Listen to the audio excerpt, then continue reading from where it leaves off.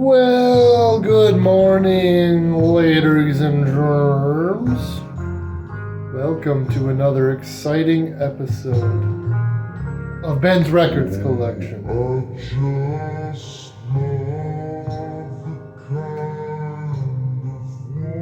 So today, we are going to be talking about something that I possess, which is a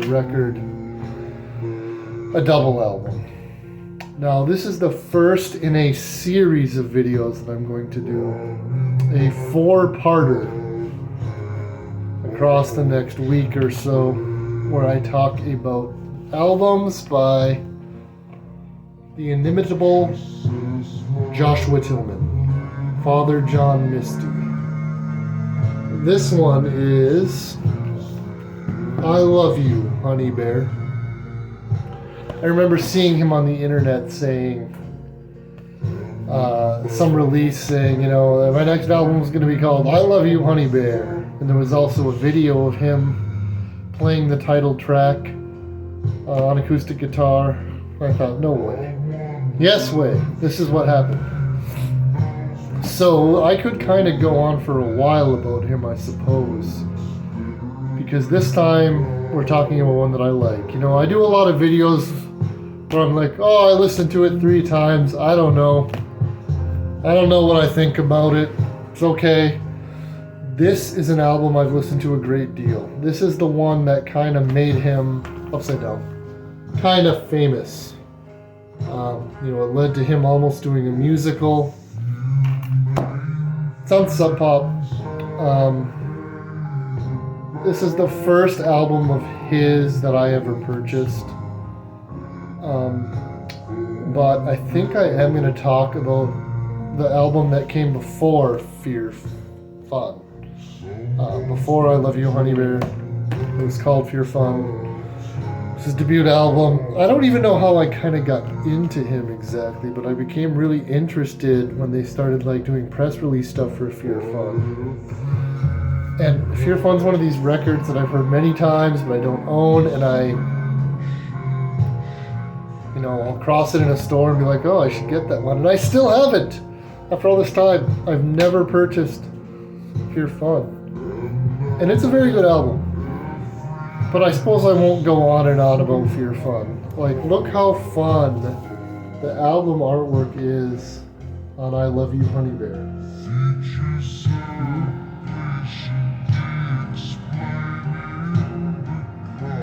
Good stuff.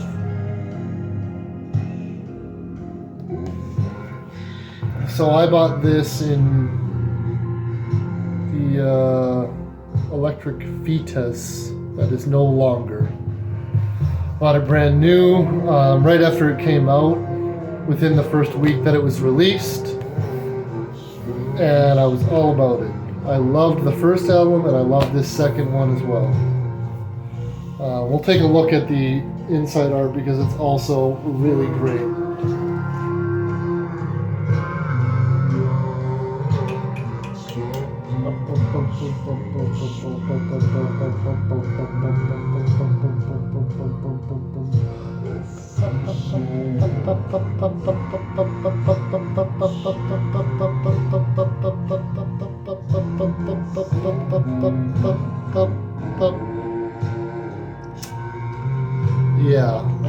Good stuff.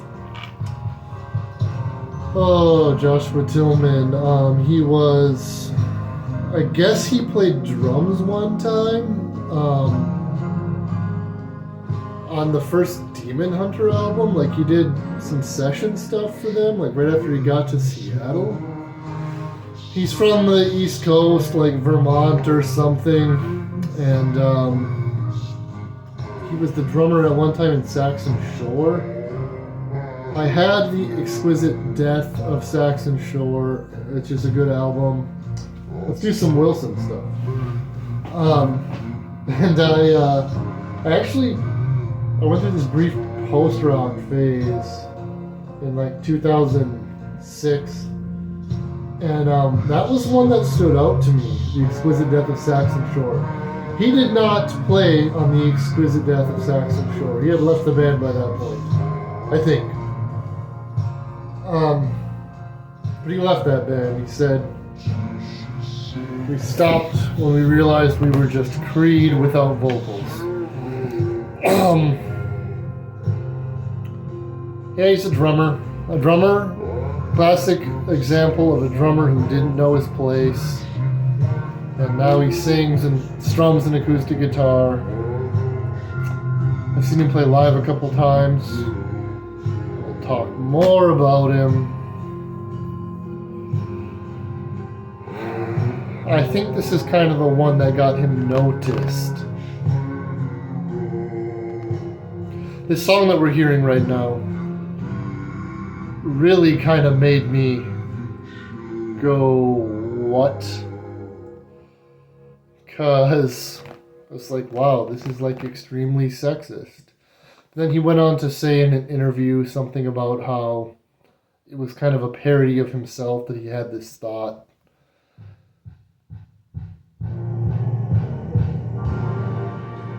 I bought this on CD for my spouse. She was really into it. This is one artist that we really bonded over because we have kind of divergent musical tastes a lot of the time, not always. On the cover we have him as a baby suckling at his wife Emma. Yeah. So this whole thing, I Love You, Honeybear, is almost all about him falling in love, meeting his wife, which is something he did after Fear Fun. At some point after that album came out, he met his wife in Laurel Canyon or something, and so crazy about her, and this record's all about that. This is a double album. This is different from a lot of my albums in that it plays at 45. Now, I'm not enough of a record nerd to know about how that works, why that is, that sort of thing. Maybe because they can make the grooves wider, spread it out across the album more. I don't know. I'm not exactly sure why they do that. This one we're hearing now, When You're Smiling and Astride Me, is sort of a soul ballad. The last time I saw him play live, he played this one, which was really cool because he had the crowds sing the backing vocals part. That might have been a highlight for me for that concert.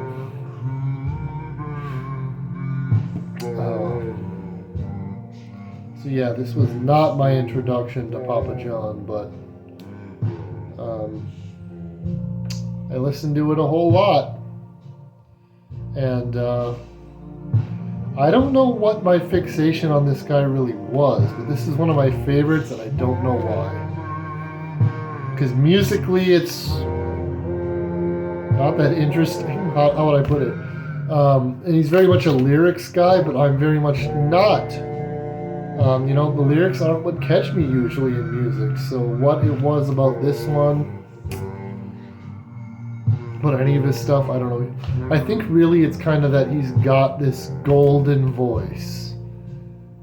He's not the greatest singer. He doesn't always use it, as well as it could be used maybe. But it just has such a naturally smooth voice. I really like the quality of his voice. Probably a lot of people do. The guy, he's got it.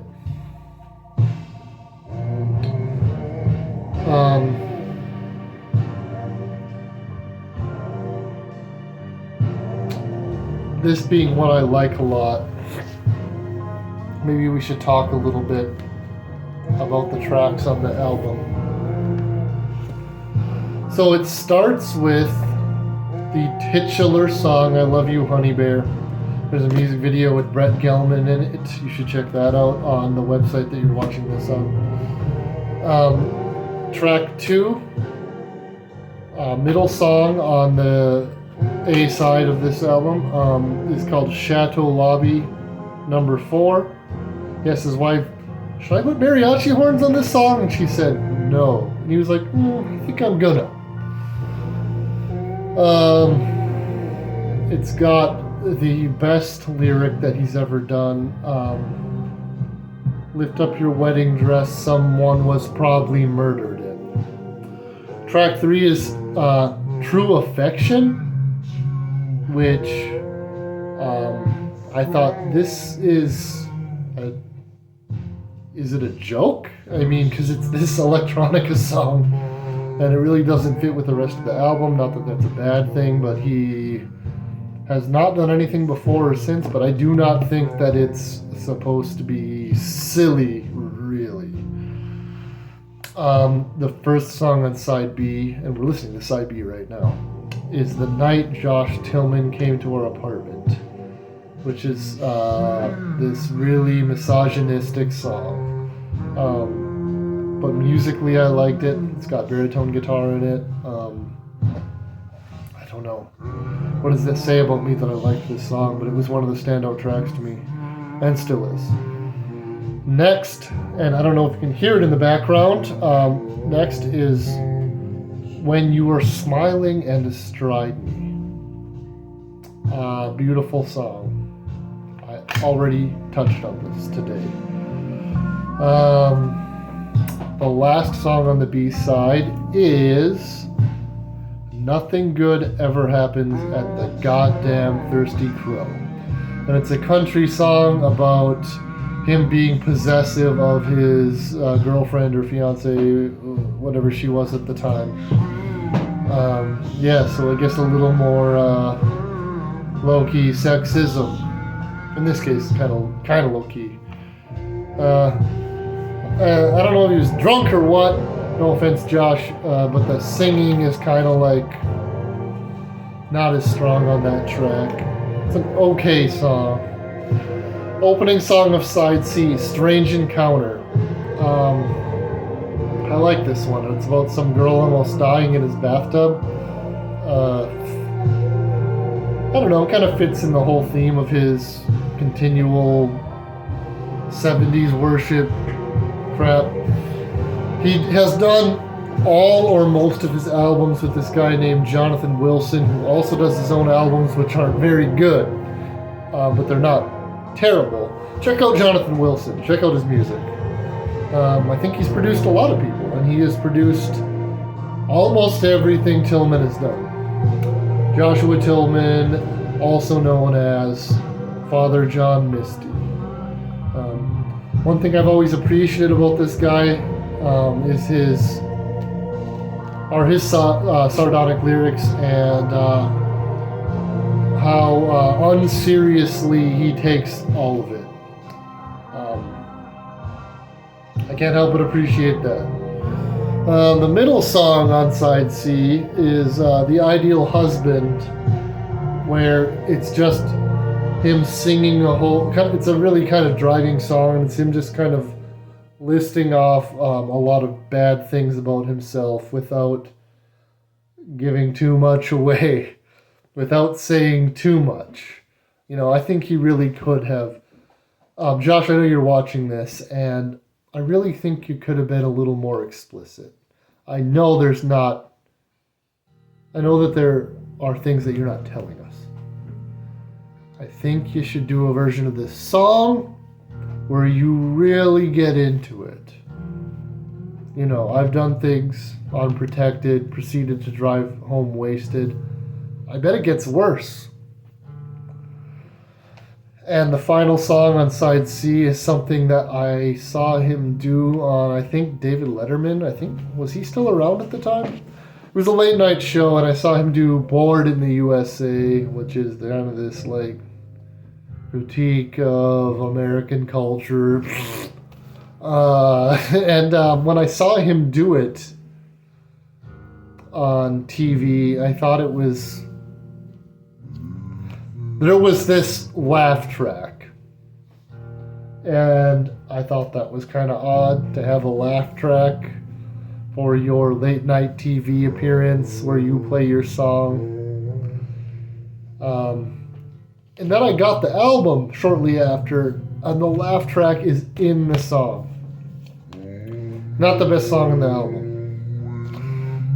Side D is Holy Shit. The first song is called That, and it's more unremarkable stuff, more social commentary, garbage. And then the last song of the album is called I Went to the Store One Day. And I have a really good personal story about this one that is too hot for YouTube. I'm not going to tell you. But if you ask me in person, I can talk about it. But it's this very romantic song about how he met his wife, the filmmaker, Emma Tillman. Are they still married? I think. I don't know.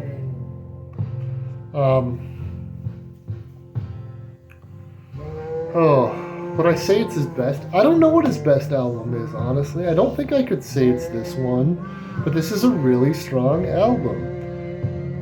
I mean, maybe I like Fear Fun better, but is it a better album overall?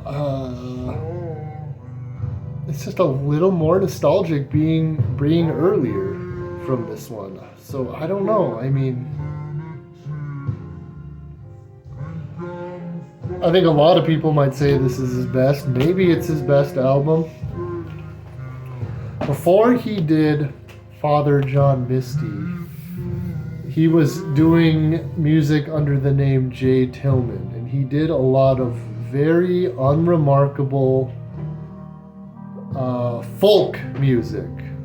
70s loving, Neil Young worshiping, basic folk songs, very slow, very uncatchy. The first I ever heard him was Singing Acts, which was the last J. Tillman. I think it was the last J. Tillman album. Came out a couple of years before Fear Fun. His stuff totally changed with the Father John Misty moniker, and it really has improved. I read him say that when he was doing J. Tillman, and I can say this because I'm not going to do, unlikely that I'll ever do any videos about J. Tillman, but he said that he wanted to be this obscure folk singer, and he was. Yeah, okay, Josh, if that's what you wanted, you succeeded. Oh, but this is fun album art. Better than Fear Fun's? I don't know. I don't know about that. Better than the album that follows it, though. I think I maybe like the Fear Fun art better. Maybe Fear Fun is better altogether. Is it? I don't know. You know, I could talk about Tillman quite a bit, probably, because he's one of my favorites. But I will continue to talk about him. Whether a little or a lot, I don't know.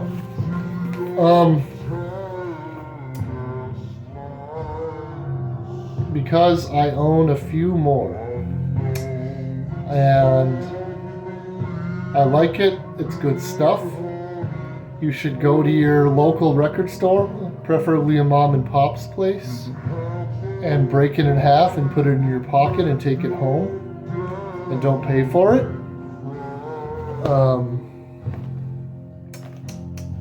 Yeah. If you're into crust punk, this is your thing. It kind of gets juicier after this one. The next record I'm going to cover is The Further Story of Papa John, and it gets a little more lurid without going into too many details, because he sure doesn't, and so I sure doesn't. I'll leave you with a quote from a very beautiful meme that I saw in the book, and it was an image that said in stupid text over it, Father John Misty is Michael Bublé for people who shop at Trader Joe's.